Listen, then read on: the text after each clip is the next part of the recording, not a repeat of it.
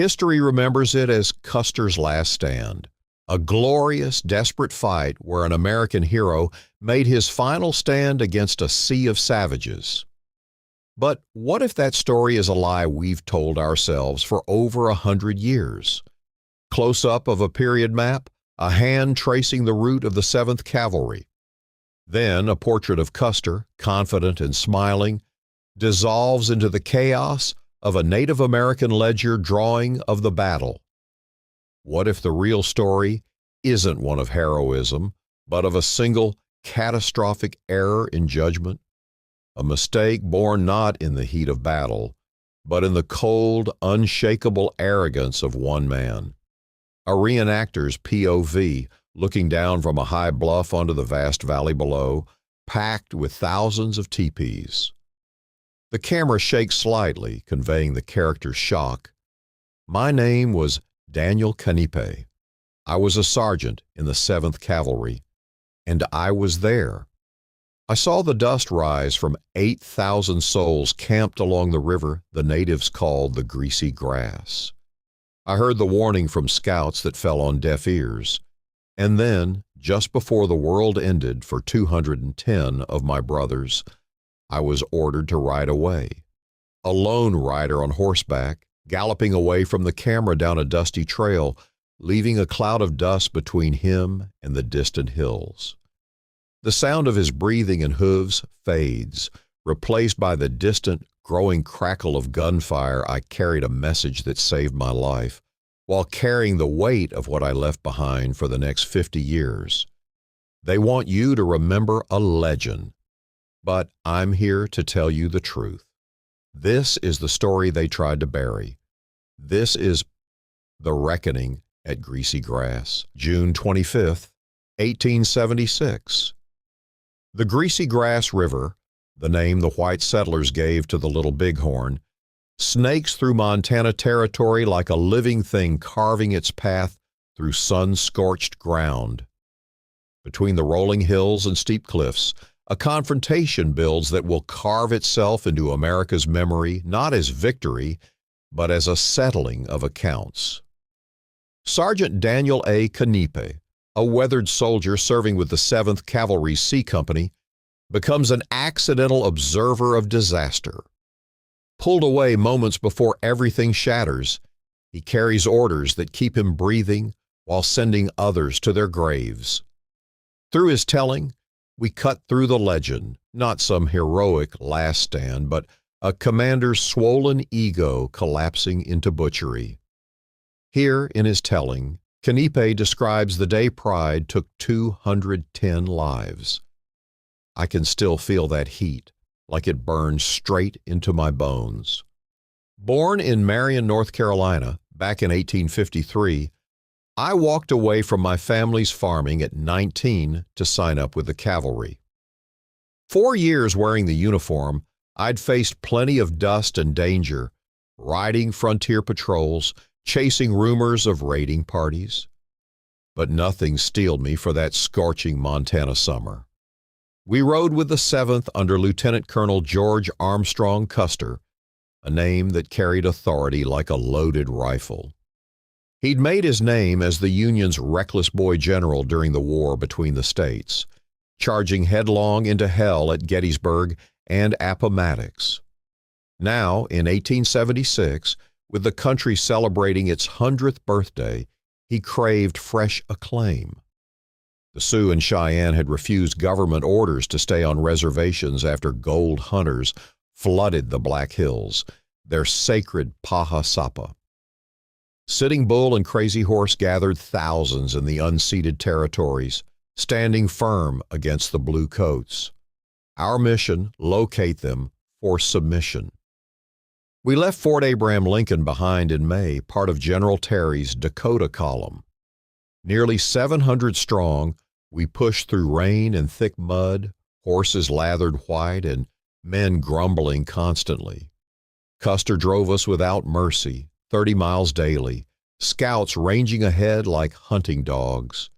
Our Arikara and Crow fighters accompanied us, ancient enemies of the Lakota, murmuring about enormous camps in our path. On June 22nd, we reached the Rosebud Divide. Trail signs everywhere, a wide path marked by travoy poles and pony tracks. Terry had crafted a careful strategy. Link with Gibbon's Montana column, squeeze the Indians between two forces. Custer's job was to locate the Little Bighorn Valley, feel it out, but avoid fighting until reinforcements arrived. But I caught the gleam in his eyes around the fire that night. "We'll hit them before they know we're here," he murmured, his buckskin jacket fringed like some backwoods royalty. June 24th crawled past. We crossed the ridge line under a brutal sun that bleached the sagebrush silver and turned dust into suffocating powder. Each step grew heavier than the previous. Sweat soaked our wool uniforms until they gripped skin like wet rawhide. From the high lookout, our scouts climbed and came down with faces carved from stone. "Village below," the scouts reported, voices dropping low. Lodges without number, fighting men beyond counting. Custer stared into the shimmering distance and dismissed it with a wave. "Just camps," he insisted, like repeating it could reshape reality. His certainty was a barrier no truth could penetrate. He refused to listen when the Crows described numbers that dwarfed our force, when they pleaded for patience. That evening, near a small fire barely pushing back the cold seeping from the high ground, he called us together. "No waiting for Terry," he announced. "We'd attack at sunrise, split the regiment, smash through fast and furious. Major Reno would push 3 companies south across the water. Captain Benteen would swing left with another 3. Custer claimed the right side with 5 companies. Mine counted among those doomed 210. The supply train, loaded with ammunition and hard biscuits, struggled behind under McDougal's watch. "Victory's waiting," Custer declared, his mustache twitching beneath that familiar conceited grin, eyes gleaming with the confidence only a man who had never experienced defeat could wear. Dawn on the 25th arrived bright and pitiless, but Crazy Horse had already slipped across with his Oglala warriors, sweeping wide like a trap springing shut. The soldiers scrambled onto Calhoun Hill, then strung out along the narrow ridge line. Surrounded and outnumbered 5-1 on exposed ground, offering nothing but sagebrush and shallow dips in the earth. The commander's arrogance had delivered them straight into destruction. Arrows blotted out the sun in dark waves. Rifle shots cracked like splitting timber. Companies dissolved under the pressure. E and F holding Calhoun, C and I scattered along the spine. Last Stand Hill became the final pocket of desperate men. Custer stood exposed in the chaos, emptying his paired Remingtons until the chambers held nothing. Tom dropped beside him. Boston, too, their nephew Audie Reed, cut down in his first taste of battle. War clubs crushed skulls. Tomahawks rose and fell in wet arcs. Within an hour, the guns fell silent. 210 soldiers lay stripped and marked, Lakota tradition freeing spirits from the flesh. I had rejoined the pack train and pressed toward the distant thunder. By afternoon, we reached Reno Hill. Survivors crouched in shallow holes, faces streaked with powder and terror. Benteen had fought through, his men strengthening the thin defense. Warriors turned their fury on us next, assault after assault pounding our position. We formed a desperate circle, rifles barking until barrels burned our hands. Night arrived like something from hell. Distant war cries, random shots, the soft moaning of wounded men. I fired until my shoulder screamed, wrapped a comrade's torn stomach with strips ripped from my shirt, passed my canteen until it ran dry. Morning brought another attack. We held through stubborn refusal and the mercy of empty enemy guns. On the 27th, Terry's column finally appeared on the far ridge. Blue uniforms and wagons, deliverance at last. Indian guides led us down to the battlefield. The sight emptied every man's lungs. Bodies swollen in the heat, flies rising in thick black clouds. Arrows jutted like cruel thorns from chests and throats. I walked that ridge, recognizing men I'd broken bread with. Tom Custer piled with his brothers, Boston, nearby. Audie Reed sprawled young and silent forever. My stomach turned inside out. Tears cut tracks through the dirt caked on my face. Unspeakable, I breathed into the still air. What followed came fast and ugly. Courts examined Reno's retreat, cleared his name, but whispers never faded. Custer's widow flooded the world with books painting him hero and visionary. But I carried the simple truth no myth could bury. His pride, ignoring the scouts, splitting the regiment, charging blind into an ocean of warriors, invited the massacre. Earlier victories at Washita, where he had burned villages and taken women and children, had fed that deadly belief in his own invincibility. Here on the greasy grass, the plains taught the final lesson. The tribe's victory lasted only moments. Within months, fresh columns pushed deeper, scattering camps, forcing surrender. Sitting Bull crossed into Canada.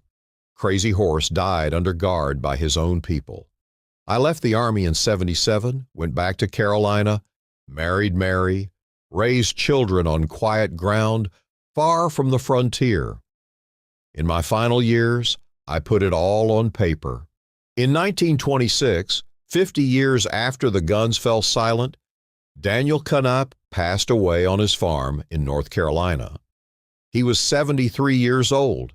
He left behind a wife, children, and a quiet life far from the frontier he'd once ridden. But he also left behind this account, not for glory, not for money. He wrote it in his own words because he feared we were forgetting the truth. He feared the myth would outlive the man. Today, over 140 years later, tourists come to this valley from all over the world. They walk these ridges, they read the plaques, they take photos by the monument, and most of them still call it Custer's Last. But the wind that blows across these hills doesn't whisper Custer's name. Fade in on a single Native American elder standing silently on the bluff, looking down at the river. He doesn't move. He doesn't speak. It carries something older, a name that was here long before the 7th Cavalry ever crossed the horizon, a name that remembers what happened here not as a stand, but as a reckoning. The elder turns slowly and walks away, disappearing into the tall grass. The camera holds on the empty spot where he stood. George Armstrong Custer got his headline. He got his legend. He got his place in every history book printed for 100 years. But the greasy grass doesn't remember him. It remembers the 210 men who never left. It remembers the thousands who fought to protect their families. And it remembers the cost of pride paid in blood on its banks. So here's the question I'll leave you with. And I want to see your answers in the comments below.